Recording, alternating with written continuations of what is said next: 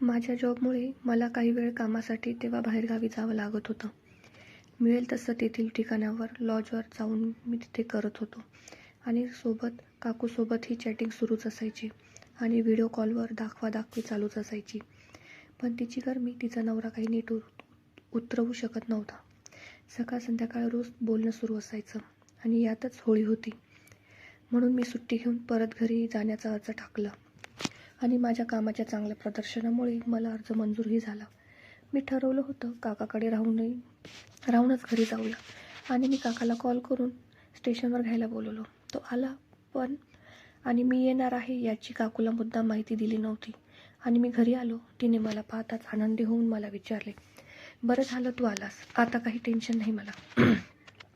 मी थोड्या विचारात पडलो, ही असं का म्हणते, आणि विचारलं की का कसलं टेन्शन आहे का घरात, काका काय मग झालं आहे. तर काका बोलला की अरे काही वाईट बातमी नाही आहे, पण माझ्या मित्राचं लग्न असल्याने त्याला कामाची गडबड आहे म्हणून तो आज रात्री ते गावी जाणार आहेत हे सांगितलं आणि सोबत 2 मुलांपैकी एकाला घेऊन जाणार आहे आणि एक तिथेच राहणार आहे. मी म्हटलं एवढंच होय. मग तो बोलला की आता तू आहेसच, काही दिवस तर राहा, मला की काही टेन्शन नाही राहणार. पण इकडे तर मनात उकळ्या फुटत होत्या की हा कधी जातोय. तेवढ्यात काकू बोलली की जावा पनीर घेऊन या, आज हा पण आलाय आणि तुम्हीही जेवण करूनच जावा. काका गेला तर काकू बोलली घे अंघोळ करून, मी स्वयंपाकाला जाते. आणि मी अंघोळ करून आलो. काकू किचनमध्ये होती. मागून तिला साडीत फिगरबाज बघून बाबूराव जागा झाला होता. मी मागून जाऊन तिच्या कमरेत हात ठेवला, न खांद्यावर किस करत मानेपर्यंत आलो. तिने मादक आवाजात काढला आणि मला थांबवत बोलली की मला सहन नाही होते रे जान, किती दिवस सहन केलंय मी, बरं झालं तू आलास आता, रात्रीपर्यंत धीर धर, हे गेले की बघतेस तुला, असं प्रेमळ रागात बोलली. काकाला यायला साधारण 15 मिनिट लागले आणि सविस्तर जेवण करून झालं अन काका निघाला. त्याला जायला गाडी होती त्यामुळे कुठे सोडायला जायचा प्रश्न नव्हता आणि काका दारातून बाहेर पडला तसे आम्ही गॅलरीमध्ये येऊन काकाला जाताना पाहू लागलो व काकू शेजारीच उभी होती. खाली बघत असताना तिच्यावर एक जोरात चापट मारली आणि ओरडली आणि तसंच तिला मागून दाबून धरला होता. इकडे काका बाय करत होता आणि दुसरीकडे मी तिच्या पाठीवर ब्लाऊजच्या आत हात घालत होतो आणि काका गेला. आम्ही दोघे घरात आलो. मी तिला बोललो की मुलगा झोपलाय का बघ आणि भाजी तिखट असल्यामुळे काही गोड खायला आण आणि बेडरूमला ये. पण बराच वेळ झालं ती आली नाही. परत मी पाहायला गेलो तर ती दुधाचं भांडं साफ करत होती आणि बोलली की हे ठेवताच थोडं दूध सांडलंय, झालंच साफ करून. आणि मी म्हटलं ठीक आहे व मुलगा कुठेतरी बोलला की झोपला त्याच्या बेडरूममध्ये. मी फ्रीजकडे गेलो, पाहिलं तर कॅडबरी होती. मी घेतली न त्याच्या बेडचा दरवाजा लॉक करून आलो. तेवढ्यात मागून काकू आली न बोलली की चल आता माझ्या पिल्लू. मी तिथंच कॅडबरी एक साईडने तिच्या तोंडात ठेवून तिला उचलून बेडरूममध्ये गेलो. सलग 5 मिनिट किस करत तिचे केस मोकळे सोडले न तिने माझ्या शॉर्ट्समध्ये हात टाकला न बोलली किती दिवस झाले याला हात लावून, आज तू मला रात्रभर कर. मी मुद्दाम म्हटलं काय करू. ती म्हणाली की ते. मी म्हटलं काय ते बोल डायरेक्ट. तर म्हणाले की ठोक मला आज रात्रभर, ही पाजरती मला शांत कर. ती खूप उतावीळ झाली होती. मी म्हटलं असं नाही, नवीन साडी नेसून तयार हो, आंघोळ वगैरे करून ये. ती बोलली ठीक आहे आणि मस्करीत गोट्या कुस्करल्या आणि बोलली बस 10 मिनिट बाहेर आवाज देते. मी TV लावून बसलो बघत. 10 मिनिटांनी आवाज दिला आतून की अहो या आता. मी गेलो. मस्त बेडरूम दरवळत होता आणि तिने हिरव्या रंगाची साडी नेसली होती. ते बघून मी तिच्या जवळ गेलो न छातीवर हात ठेवला. तिने आतमध्ये काही घातलं नसल्यानं जाणवलं तर म्हणाली की मी छोटे कपडे नाही घातले आणि मी बसलो तिला माझ्यावर घेतलं तर तिने शर्ट काढला, नंतर शॉर्ट्स काढला आणि ताटलेला बघून माझा होठ चावला न खाली बसली आणि पहिल्याच दमात अख्खा आत घेतला. माझा तर अंगावर काटा आला. खूप वेळ चोखल्यानंतर मी म्हटलं बास की ग. तर म्हणते तुझ्या काकांचा एवढा लहान आहे की हात लावायचा मूड होत नाही, तर तोंडात तर लांबच, गप्प राहा आणि चोखू दे. मी म्हटलं निघेल असं असेल तर माझं. तेव्हा ती म्हणते निघू दे, तुझ्याकडे जास्त वेळ टिकायच्या परदेशी गोळ्या आहेत हे सांगितलं होतं तू मला. मी म्हटलं काकू निघतंय माझं आणि पहिल्या प्रेशरला निघालं माझं. तिने सगळं चाटत पुसत पिऊन घेतलं. मी तिला उठवलं आणि बॉलवर ताव घेतला. कचाकच दाबत होतो. मी ओरडू लागली ती जानू हळू रे आणि मूडमध्ये ब्लाऊज पाडून फेडला आणि साडी पण काढून टाकली आणि म्हणती मरू दे तिकडं, तुझ्यासमोर त्यांची काही किंमत नाही. तशीच वर ओढलं आणि तिच्या चिमणीवर आलो आणि हात फिरवला. ती आखडली. मी जीभ फिरवली आणि आत टाकली. ती विव्हळली.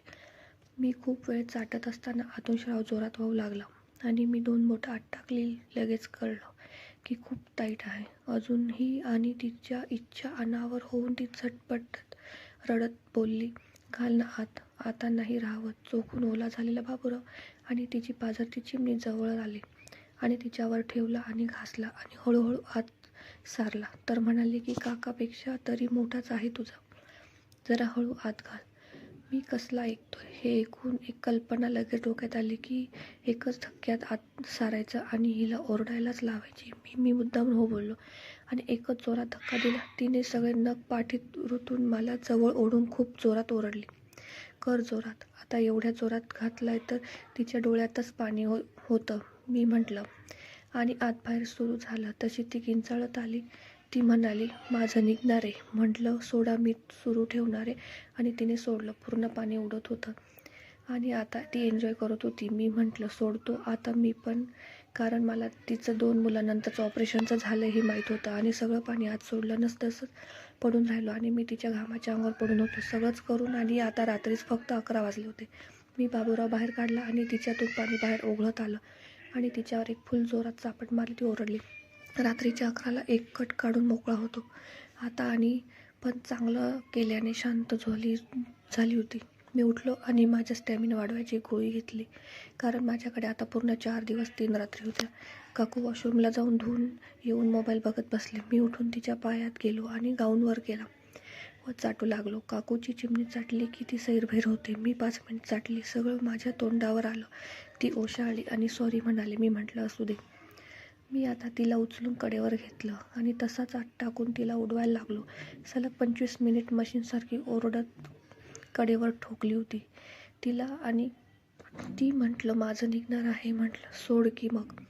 आणि मी गरम फील आला. मला माहीत माझं पाणी निघालं होतं आणि मी प्रवास करून आल्याने मी रात्रीवर 2 कटवर भागवली होती. बाकी उद्या सकाळीपासून सुरुवात करूनच म्हटलं. आणि आम्ही दोघंही नागडे झोपलो होतो. 9ला जाग आली आणि काकू किचनमध्ये होती. कामवाली बाई आली होती आणि तिचं काम ती संपवत आलं होतं. मग मीही तोवर आंघोळ आणि नाश्ता दोन्ही उरकून बसलो होतो. कामवाल्या बाईचं काम झालं आणि ती गेली. काकू मागून दार लावायला गेली आणि परत आत जाताना तिचा पदर ओढला आणि साडी फेकली. पण मला सुहागरात्र अनुभवायची इच्छा होती. मी तिला म्हटलं काकू तयार हो ना, मस्त साडी वगैरे नेसून. तर बोलली नको. आता मी म्हटलं प्लीज. तर ठीक आहे बोलली आणि गेली आवरायला. पण ना जाणे लगेच बाहेर आली आणि म्हणाली शॉपिंगला जाऊ आणि नवीन साडी घेऊ. म्हटलं ठीक आहे. काका जाताना कारने गेला याचा अर्थ बाईक घरीच होती. काकूने मस्त लाल काळ्या रंगाची साधी साडी नेसली, पण तिचा फिगर एखाद्या हिरोईनसारखाच होता. सेम, म्हणून तिला कुठली साडी कडक दिसते आणि कमरेच्या खाली नेसणं म्हणजे 4 जणांचा बघताच उठवणं असं आहे. मी आणि काकू बाईकवर बसून निघालो आणि जवळच्या एका कॉस्मेटिकच्या दुकानात आलो. तिथे नवीन कानातले, गळ्यातले, बांगड्या, बरंच काय काय घेतलं. आता उतरली होती साडी तर परत बाईकवर बसताना मला म्हणाली की एक ना, मला आत हात टाकायचा आहे तुझ्या पॅन्टमध्ये. मी म्हटलं आत्ता? ती म्हणाली हो. म्हटलं कोणी बघेल रस्त्यावर, पण दुकानाच्या आधी हात काढून घ्यायचा. ती खुश होऊन हो बोलली आणि मी उतरून जवळच एक बोळीत जाऊन बेल्टची एक लूजनेस वाढवली आणि मी बाईकवर घेऊन बसलो. तिने पोटावर हात फिरवत आली आणि हळूहळू त्याला कुरवाळू लागली. मला कसं तरी होत होतं आणि दुकान अंदाजे 4 किलोमीटर लांब होतं. तसं तिने मागून कान चावला आणि त्याच्या टोकाने अंगठ्याने मऊपणे मसाज करत होती आणि मी आवाज दिला काकू गाडीवर करू का तुला आता? ती म्हणाली नको, आता दुकान आलंय जवळ आणि हात काढून घेतला. आता दुकानात जायचं? ती म्हणाली फार प्रकारच्या साड्या आहेत माझ्याकडे, शिफॉनची दाखवा. तीच नाही आहे तेवढी. आणि 3,000ची एक साडी पसंत पडली आणि आम्ही परत घरी आलो. खूप गरम झालं होतं, तर आम्ही दोघांनीही एकत्र आंघोळ केली, पण फक्त तिला किस करत आणि बोट घालून, कारण आता करायचं होतं. तर तिला विचारलं की किती वेळ लागेल, तर इथेच थांब, तुझ्यासमोर सगळं रेडी होते. ठीक आहे बोललो आणि बाहेर आलो. तिने अंग पुसलं आणि केस स्ट्रेटनरने सुकवले आणि अख्खी नाकडी होती ती माझ्या पुढे. मी मोबाईलमध्ये व्हिडिओ काढू लागलो आणि आतल्या कपड्यांची जोड घालायला घेतली, तर मी नको म्हटलं आणि तिने परकर साडी घेतली आणि म्हणली, बघतोय काय, ब्लाऊज घालायला ये. आणि मी ब्लाऊज घातला आणि बॉल दाबू लागलो. तेवढ्यात साडी पण झाली नेसून आणि मेकअप करू लागली. आता ती पूर्ण तयार होती आणि chocolate printed chiffon sari, fit blouse, नवीन बांगड्या, कानातले सगळं घालून रेडी होती. आम्ही काही फोटो काढले आणि बॉल दाबताना साडीत खालून हात घातला, होठ चावतात असे सुंदर फोटो काढले. आता आम्ही दोघंही जवळ आलो आणि ती माझ्या मांडीवर बसली आणि होठावर ओठ, तो स्ट्रॉबेरी फ्लेवर, पण आज तिचे होठ सोडूच वाटत नव्हते. आणि खूप वेळ किस केल्यानंतर तिने पण माझा शर्ट काढला, पॅन्ट काढली आणि हलवू लागली. खरं तर तिचा अवतार बघूनच उठला होता. माझा आणि जरा जास्तच कडक झाला होता नेहमीपेक्षा. हलवाहलवी सुरू असताना मी बॉल दाबू लागलो. मला तिचे फिगरवाले बॉल आवडतात आणि गाळ आलेले पण नाही आहेत ते काहीच. आणि मी तिची साडीवर केली आणि तोंडावर बसवली आणि चाटताना ती तोंडावर पिंकी घासायची जोरात, तशीच मागे सरकली आणि मी तिच्या गळ्यातलं काढलं आणि केसांचा क्लिप काढला. मादक दिसत होती. आता बांगड्या काढणार होतो, पण ती म्हणाली नको. मी म्हटलं तुटतील. त्या ती जाऊ दे म्हणत राहू दिल्या. मी आता पदर काढला आणि गोरी क्लीन छाती समोर होती. मी हात फिरवत एक एक हुक काढला आणि 2 आंब्यांनी मोकळा श्वास घेतला. साडी काढली आणि परकर पण काढलं. एक सुंदर बॉलिवूडची हिरोईन होती असं वाटत होतं. प्लस तिच्या भरगच्च बांगड्यांचा बाबराव आलो तणवणारा आवाज मूड गरम करत होता. चॉकलेटची वेळ माझ्या म्हणत खाली जाऊन माझ्या तोंडात घेऊ लागली आणि मी तिचे केस एकत्र करून कपाकप तोंडाने तिला करत होतो. सलग 10 मिनिट असं झाल्यानंतर मी तिला बेडवर फेकले आणि तिच्या पायात आलो आणि तिच्या पिंकीवर घासत होतो. तेव्हाच मुस्कडीत मारली आणि म्हणाले, तडफडती तुझी बायको तुझ्यासमोर, उड तिच्यावर आणि करता करता गेली तरी चालेल, पण कर लवकर. नशा दिसत होती तिच्या ह्या वागण्यात आणि डोळ्यात. मी पण लाडी रागात जोरात पहिला दणका दिला की बेड भिंतीला जोरात आपटला आणि तिचा आवाज नुसता रफ करणं सुरू होतं. कचा आवाज येत होता बेडचा आणि दुसरा हात राक्षससारखा बॉल पिळत होता. तिला आता हे सहन होत नव्हतं आणि ती हात काढत होती माझा. तिचे हात पकडून बेडवर आपटले आणि काही बांगड्या तुटल्या तरी तिच्यावर उडत होतो मी. उलटी केली आणि पोटावर झोपवली तिला आणि मागून हात घातला आणि तिच्या खांद्यावर पकडून स्पीडने करणे सुरू केले. तिचं किंचाळणं खूप जास्त होतं आणि अशी आंटी करायला मिळणं म्हणजे भारीच होतं. मी सलग 40 मिनिट अशी ठोकेपर्यंत तिचं 4 वेळा पाणी निघून पचपच आवाज सुरू होता. आता माझं निघणार होतं. अजून स्पीड वाढवला होता. मी खूप बक्षून सारखं खात होतो मी तिला. तिचे केस सोडून मानेवर चावत तिच्या उजळ गालावर एक जोरात ओढले आणि माझं सगळं गरम पाणी तिच्या आत खाली केलं आणि पडून आत ठेवून म्हटलं, मी सॉरी काकू, मारलं मी. लागलं असेल ना तुला?